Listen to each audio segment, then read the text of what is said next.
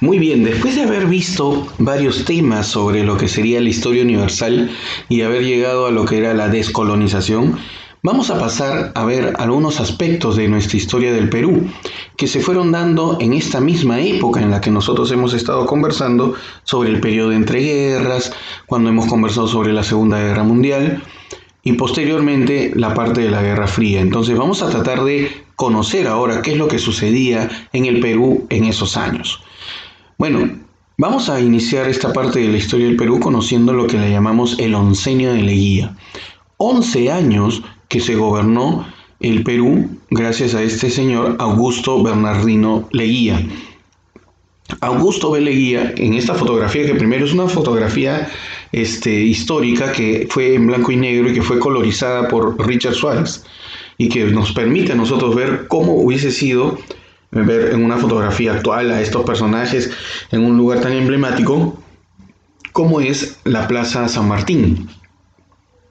Al medio vemos al presidente Leguía vestido, pues estamos hablando de que esto se dio en el año de 1821, esta fotografía, cuando se inauguraba justamente la Plaza San Martín, por los 100 años de independencia del Perú. Estamos hablando de que esta fotografía tiene casi 100 años. Esto es interesante porque ya a partir de esta época vamos a tener, al igual que en la historia universal, un repertorio fotográfico que nos va a permitir a nosotros tener alguna información de lo que ha acontecido en nuestra historia. Esta etapa la denominó el mismo Augusto Bernardino Leguía como la Patria Nueva, ¿ok? Y la Patria Nueva porque iba a cambiar o reestructurar todo lo establecido. ¿Y por qué tantos años? Bueno, ahora vamos a conocer por qué tantos años. Pero hay que también decirles algo de que en la historia del Perú debemos conocer que existieron muchos periodos corruptos que se denominan, pero uno de los más corruptos que ha existido, por no decir el más corrupto en la historia del Perú, ha sido este periodo, el segundo gobierno de Leguía, ¿ok? De 11 años, comparado hasta mayor que el gobierno de Fujimori en corrupción. La dictadura cívica fue de afirmación de la dependencia del Perú hacia el capitalismo norteamericano. También la oligarquía comenzó a desarrollarse en gran cantidad y se hicieron muchas maniobras legales que permitieron la reelección y la dictadura de esta llamada Patria Nueva por parte de Leguía. Obviamente la corrupción estaba a flor de piel en esta época. El contexto obviamente era el hecho de salir de la Primera Guerra Mundial y que posteriormente comience a desarrollar como potencia Estados Unidos, una potencia económica. Las causas de la existencia de Leguía fue, primero una crisis en la república aristocrática que existió, entendiendo que Leguía también era aristócrata, pero él entró en una época distinta. Descendieron las exportaciones por el final de la Primera Guerra Mundial, hubo una incapacidad del partido civil de incorporar las demandas de las clases medias que estaban surgiendo, de empresarios, profesionales y estudiantes, y ellos solamente defendían los intereses de las clases altas. Comenzó a surgir el movimiento obrero en 1919 y la clase media, que busca una representación política, generó agudizar estas luchas sociales. La necesidad de la burguesía imperialista de Estados Unidos para exportar capitales a territorios como los nuestros en América del Sur.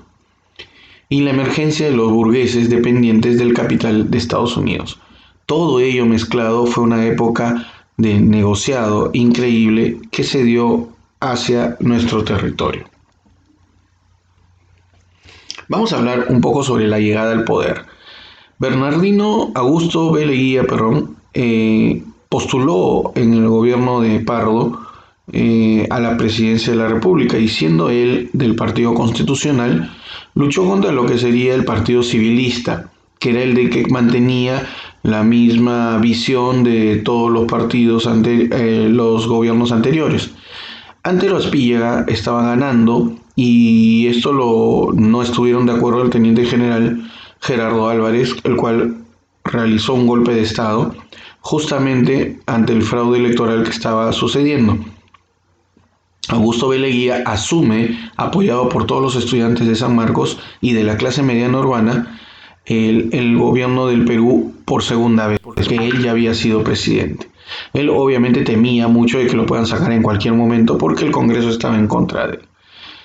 Disuelve el Congreso y genera un autogolpe y convoca a elecciones evitando de que a ellos lo vayan a sacar antes. Entonces él lo saca y es así como con Fujimori, ¿no? Disuelve el Congreso para formar una Asamblea Nacional y crear su propia constitución, y a partir de ese momento llama a lo que este gobierno el de la Patria Nueva, a partir del 18 de enero de 1920.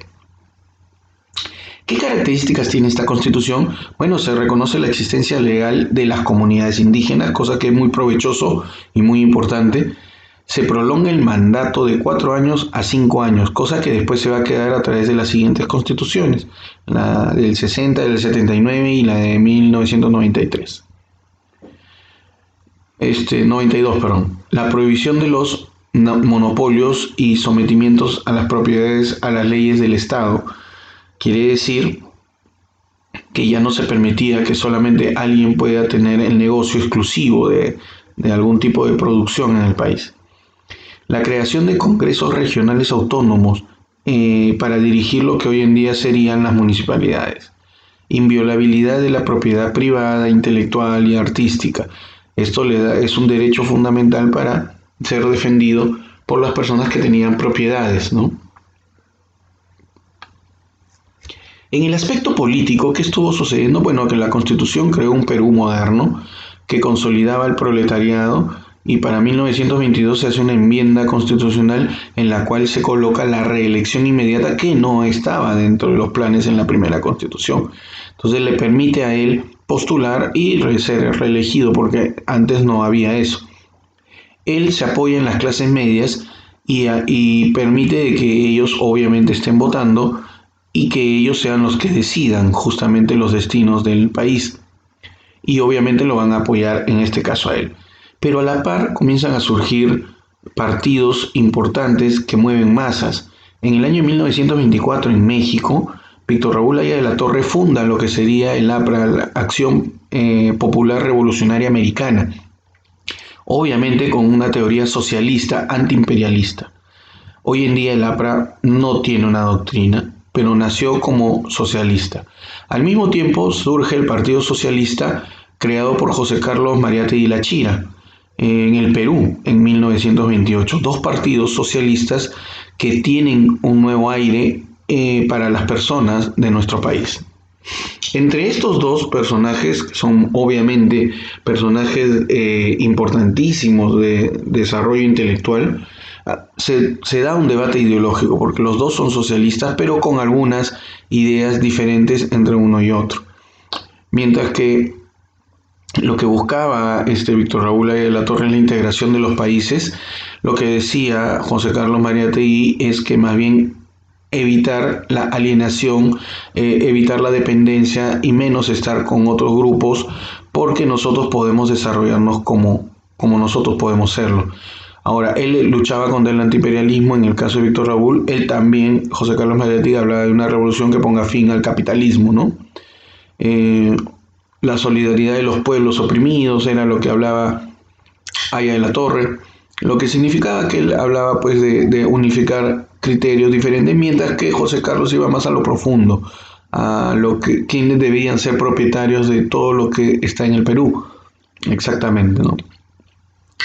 Ambos hacen estudios de la realidad nacional, encuentran desigualdades y buscan luchar contra el antiimperialismo, y esto tiene muchos adeptos al momento de reivindicar a obreros y a campesinos, ¿no?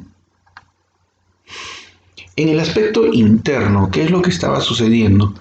En 1919 se inicia una persecución y deportación contra miembros del civilismo y militares, porque había gente que estaba contraria justamente a Augusto B. Leguía. Y esto fue dirigido por su primo hermano, Germán Leguía Martínez, el cual fue llamado ministro de gobierno, lo que hoy en día entenderíamos como primer ministro. Se crearon dos prisiones, la de la isla San Lorenzo y de la isla Taquile, en el lago Titicaca. Se supone en la búsqueda de que estén aislados los presos políticos que se estaban comenzando a tener. Hubo una oposición de estudiantes universitarios liderada por Víctor Raúl Ayala Torre, contra lo que Leguía daba, que era la consagración del Perú al Sagrado Corazón de Jesús en 1929, y que obviamente Víctor Raúl Ayala Torre decía que la religión era el opio del pueblo, no era algo que las drogaba nada más y no permitía que se puedan desarrollar cabalmente. En el aspecto económico, tuvimos que afrontar crisis e impulsar muchas reformas, modernizar lo que sería la salud, la educación, la tecnología agrícola y las actividades públicas. Van a haber empréstitos norteamericanos, gran cantidad de dinero que va a ingresar a nuestro país en calidad de préstamo y que va a permitir que el Perú pueda construir diferentes tipos de arquitecturas y de lugares específicos para desarrollar riqueza también, ¿no? Pero todo esto no es gratis, es préstamo. Y préstamo para ser pagado con gran cantidad de dinero. Entonces nos empeñábamos nosotros. Se crea lo que sería el Banco Central de Reserva el año 1922 y la única función que tenía era emitir billetes respaldados en oro físico y tenía fondos en dólares, libras esterlinas y era quien regulaba el sistema crediticio. Crearon la moneda denominada Sol de Oro y también se dio lo que sería la Ley de Aguas en 1920. Y si se dan cuenta hay una gran cantidad de información sobre estos años, que son 11 años que transformaron la vida del Perú. Se crearon dos bancos importantes, como es el Banco Central Hipotecario y el Banco de Crédito Agrícola. En el caso de la Peruvian Corporation, se firma un acuerdo contrato entre el gobierno peruano que cedía a perpetuidad los ferrocarriles, el 50% de las utilidades en la ganancia de la empresa y la navegación en perpetuidad en el lago Titicaca. O sea, le cedía a esta empresa, Peruvian Corporation, la totalidad del Estado peruano. En su calidad tenía acceso a, imagínense, cuántas ganancias solamente por el transporte que se dedicaba en esa época. En el caso del problema que se estuvo en lo que se denomina la Brea y Pariñas en el año 1921, se hizo un laudo en París donde se pusieron de acuerdo con un arbitraje donde la propiedad de la Brea y Pariñas corresponde a una extensión de 41.614 kilómetros y no concesión. La propiedad abarca el suelo y subsuelo y los propietarios pagarían un impuesto fijo por 20 años. Pasaríamos ahí de la London Pacific Company a la International Petroleum Company, de ingleses a estadounidenses. Entonces, la propiedad del Perú pasaba de ser de propiedad inglesa a propiedad estadounidense. ¿Qué sucedía en el aspecto social? Bueno, el oncenio también trajo algunas ideas muy fuertes, como es el indigenismo, que consigue mucho apoyo de los intelectuales de la época. Se trató de reivindicar la situación del problema indígena a través del Patronato de la Raza Indígena en 1922, defendiendo justamente a todos los indios, el Comité Pro Derecho Indígena, y se instituyó en el gobierno de Leguía el Día del Indio como el día 24 de junio. ¿Okay? Hoy en día llamamos como Día del Campesino. Ley de la vagancia. Todo individuo carente de bienes y rentas, oficios o profesión debe trabajar en obras públicas. Y obviamente eso va a ser pagado. Pero debe trabajar porque nadie podía quedarse sin trabajo. Entonces su función es ser obrero. También tenías la ley de conscripción vial, que era un trabajo obligatorio a todos los indios de 18 a 60 años en la construcción de carreteras y caminos. Se le conoce con el nombre de la mita republicana. Y por último, las clases medias van a aumentar sus sueldos, van a tener un descanso dominical, una legislación del empleado, ley de alquileres y construcción de barrios obreros que le permite ir a las clases medias mejorando su forma de vida, con una reforma universitaria y basados en un estudio de lo que sería la realidad. Muy bien, hasta ahí vamos a quedar en este primer video y vamos a pasar a un segundo donde conoceremos un poco más de el oncenio de Leguía.